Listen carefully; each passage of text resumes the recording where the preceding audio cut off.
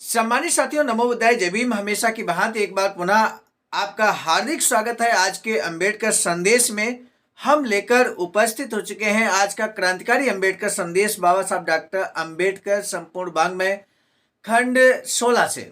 आज बात करेंगे हम पेज नंबर, यहाँ पर आपको बता देते हैं, पेज नंबर 151 से 153 तक बात करने वाले हैं। इसके तहत आज के अंबेडकर संदेश के तहत जो बातें होंगी उसमें सबसे पहले हम आपको बता दें, बाबा साहब को हरिजन सेवक संघ में जब शुरुआती दौर था तो नामित किया गया, केंद्रीय बॉडी में रखा गया। और बाबा साहब को ही नहीं बल्कि बाबा साहब के साथ साथ 3 अस्पृश्यों को रखा गया हरिजन सेवक संघ की कार्यकारिणी में।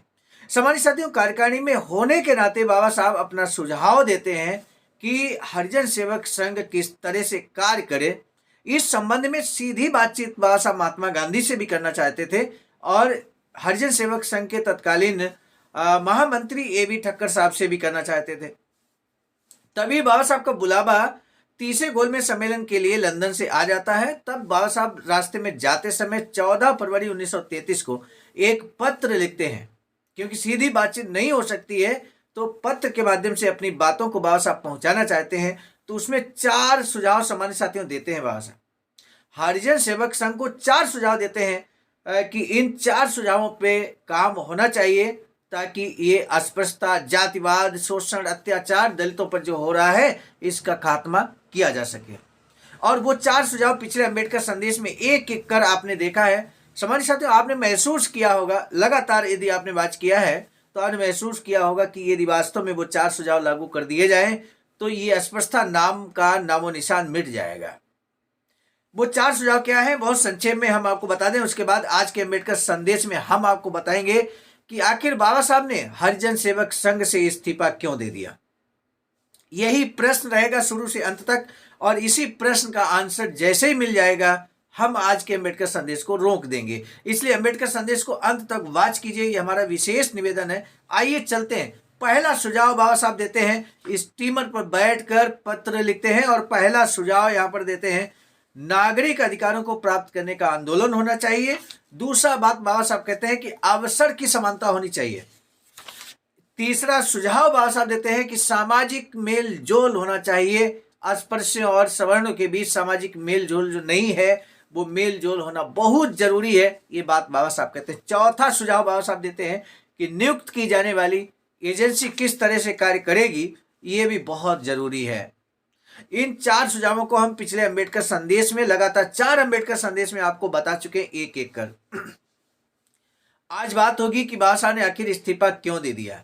तब बाबा साहब कहते हैं यहाँ पर कि इस्तीफा देने का मुख्य जो कारण है वो यहाँ पर सम्मानित साथियों, यदि आप हमारे इस चैनल आवाज़ का ऑफिशियल, जिस पर नियमित सुबह 5 बजे डॉक्टर अंबेडकर संदेश आपको मिलता है, आप हमारे इस चैनल को सपोर्ट करना चाहते हैं तो हमारा आपसे निवेदन है कि आप हमारे इस चैनल को सब्सक्राइब कर लें, वीडियो को शेयर, लाइक, कमेंट जरूर करें। बाबा साहब कहते हैं कि मुझे आश्चर्य होता है कि मेरे प्रस्तावों पर कोई ध्यान नहीं दिया गया। 4 सुझाव जो बाबा साहब ने दिए वो 4 सुझाव में कोई ध्यान नहीं दिया गया हरिजन सेवक संघ की कार्यकारिणी की तरफ से। तब बाबा साहब कहते हैं कि यहाँ तक कि मेरे पत्र की पावती भी नहीं भेजी गई, यानी कि एक्नॉलेजमेंट, एक स्वीकृति पत्र होता है कि आपका पत्र हमें प्राप्त हुआ और इस पत्र पे हम क्या निर्णय लेने जा रहे हैं, क्या वर्किंग करेंगे, सुझाव मानेंगे नहीं मानेंगे, कुछ भी यानी कि जवाब नहीं दिया गया बाबा साहब के पत्र का। तब बाबा साहब कहते हैं कि मैंने यही अनुभव किया कि संघ में मेरा बने रहना लाभप्रद नहीं है। मैंने अपने को संघ से अलग कर लिया। मुझे मालूम हुआ कि मेरी अनुपस्थिति में संघ के लक्ष्य और उद्देश्य में आमूल परिवर्तन कर दिए गए। तब बाबा साहब कहते हैं कि बंबई में 30 सितंबर 1932 को कांवरजी जहांगीर हाल में जो बैठक हुई उसमें संस्था के उद्देश्यों को इस प्रकार बतलाया गया। क्या बताया गया ये जानना बहुत जरूरी है।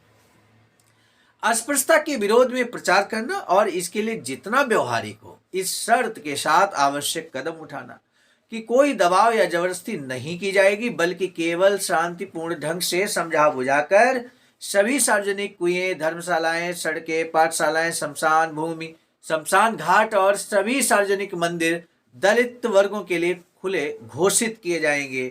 ये बात हुई थी 30 सितंबर 1932 को। सम्मानित साथियों, आपको याद आ गई होगी वो डेट जब 24 सितंबर 1932 को पुनः पैक्ट होता है और उसके बाद महात्मा गांधी और समस्त हिंदू जो महासभा है उसके लोग यहाँ पर सक्रिय हो जाते हैं अस्पृश्यता खत्म करने के उद्देश्य से।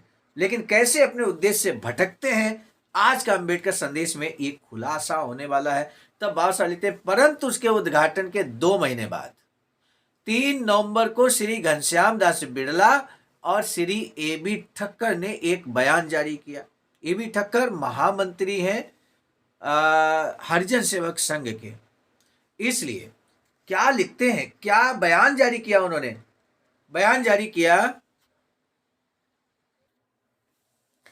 लीग को विश्वास है कि समझदार सनातनी हिंदू अस्पृश्यता निवारण के उतना ज्यादा विरुद्ध नहीं है जितना कि अंतर जातीय भोज और अंतर जातीय विवाहों के विरुद्ध है। चूंकि लीग की इच्छा नहीं है कि लीग अपनी सीमा के बाहर जाकर सुधारों को अपने हाथों में ले,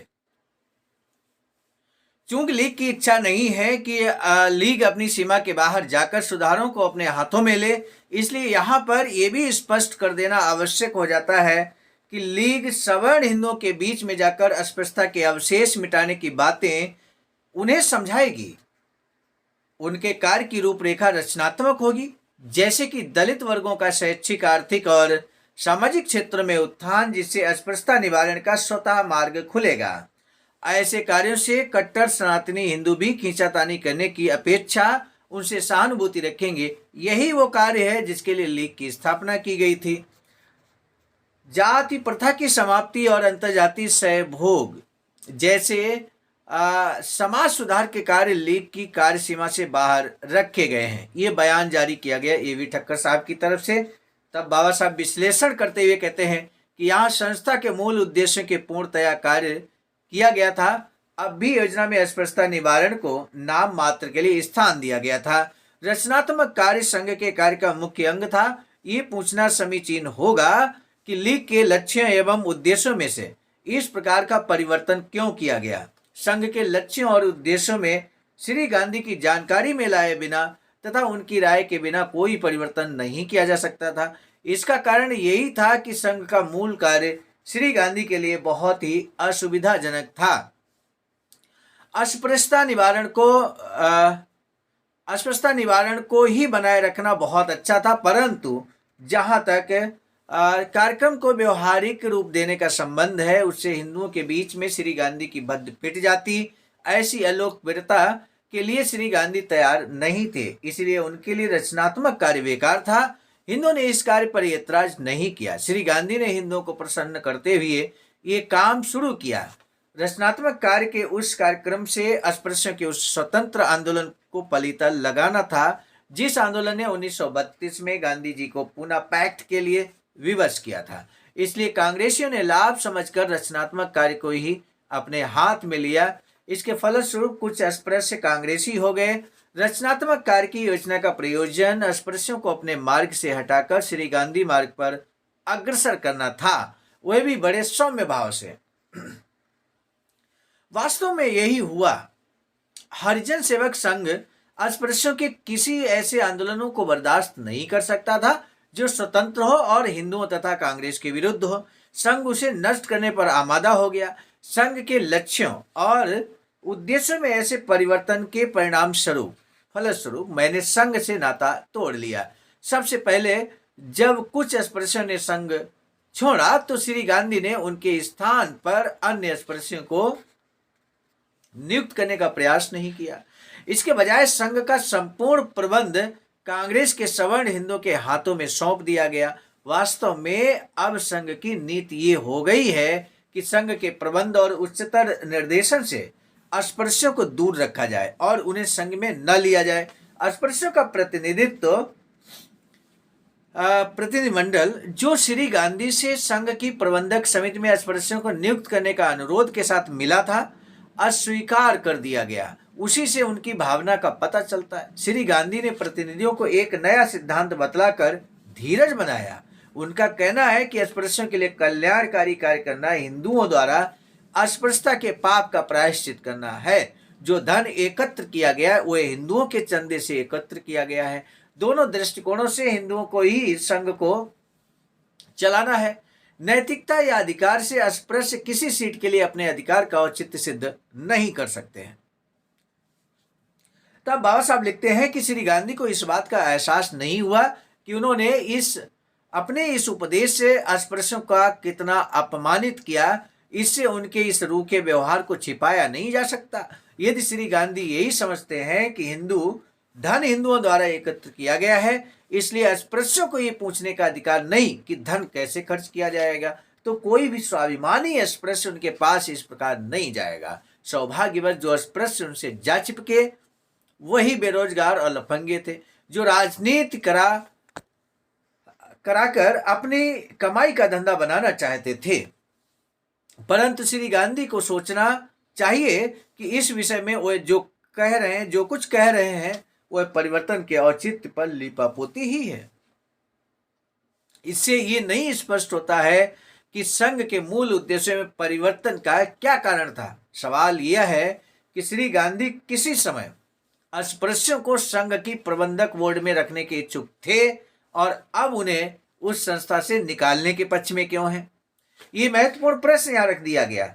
सम्मानित साथियों, ये प्रश्न हम सभी के लिए है और ये प्रश्न इसलिए नहीं है कि ये प्रश्न का जवाब चाहिए। सम्मानित साथियों, महसूस कीजिए, गांधी जी के मनोभाव को समझिए, हिंदुओं के मनोभाव को समझिए। हरिजन सेवक संघ बनाया, हरिजन के नाम पर, दलितों के नाम पर बनाया, लेकिन उसमें कोई अस्पृश्य नहीं रखा गया, कोई दलित नहीं रखा गया। इसका क्या मतलब है? वो दलितों के लिए काम करेगी? तो इस बात को प्रश्न छोड़ देते हैं बाबा साहब यहाँ पर। हम आगे बात करेंगे, इसको कंटिन्यू करते हुए कल के अंबेडकर संदेश में आगे बात करेंगे। आज का महत्वपूर्ण जो प्रश्न है वो यही है कि बाबा साहब ने हरिजन सेवक संघ से इस्तीफा क्यों दे दिया। यही महत्वपूर्ण प्रश्न है जो आज के अंबेडकर संदेश में स्टार्टिंग में, प्रारंभ में हमने यही प्रश्न किया था और इसी का आंसर आपको दिया है आज के अंबेडकर संदेश में, विस्तार से दिया है। आप संक्षेप में दीजिएगा, 1 या 2 लाइन में आप आंसर देने की कोशिश कीजिएगा। सम्मानित साथियों, आज के अंबेडकर संदेश को अब यहीं रोकेंगे। हमें आप पर पूरा भरोसा है कि आप इस अंबेडकर संदेश को जन जन तक पहुंचाने के लिए अवश्य शेयर करेंगे। मिलेंगे नए डॉक्टर अंबेडकर संदेश में। आप सभी को सादर नमो बुद्धाय, जय भीम। सम्मानित साथियों, हम एक महत्वपूर्ण बात बताना उचित समझते हैं। बाबा साहब की अधूरी इच्छा के अनुरूप एक वैचारिकी सेंटर निर्माणाधीन है सारनाथ वाराणसी में, जहां पर 14,000 स्क्वायर फीट जमीन परचेज कर ली गई है ring road, green city, Faridpur, Sarnath में।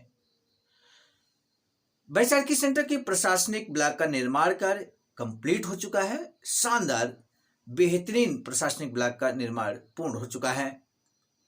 आगे अब मुख्य भवन को बनाने की बारी हम सबकी है और इस हेतु आप दिए गए अकाउंट नंबर पर अपना अमूल्य योगदान कर सकते हैं। आज का अंबेडकर संदेश हम लेकर उपस्थित हुए थे मिशन नायक बुद्ध मित्र मुसाफिर सर, राष्ट्रीय अध्यक्ष आवाज का नई दिल्ली की प्रेरणा में, और साथ ही साथ संकलन कथाक्रम में परम आदरणीय विजय कुमार बौद्ध जी, प्रांतीय कोषाध्यक्ष आवाज का बिहार। प्रस्तुत कथाक्रम में मैं स्वयं सर्वजीत आर्य, राष्ट्रीय मीडिया प्रभारी, IT सेल आवाज का नई दिल्ली। मिलेंगे नए डॉक्टर अंबेडकर संदेश में, तब तक दीजिए इजाजत। आप सभी को सादर नमो बुद्धाय, जय भीम। सम्मानित साथियों, यदि आप हमारे इस चैनल आवाज का ऑफिशियल, जिस पर नियमित सुबह 5 बजे डॉक्टर अंबेडकर संदेश आपको मिलता है, आप हमारे इस चैनल को सपोर्ट करना चाहते हैं तो हमारा आपसे निवेदन है कि आप हमारे इस चैनल को सब्सक्राइब कर लें, वीडियो को शेयर, लाइक, कमेंट जरूर करें।